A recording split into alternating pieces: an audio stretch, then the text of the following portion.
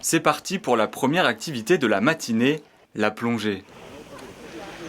Et la découverte des herbiers.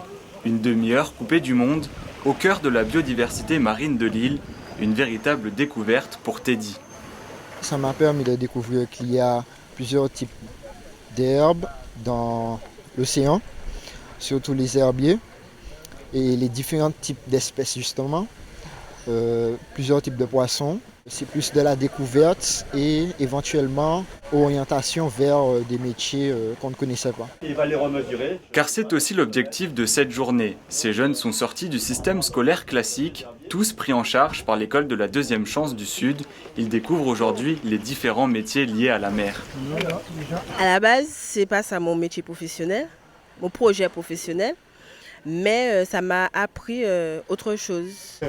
Atelier photo, natation et plongée, encadrés par des professionnels.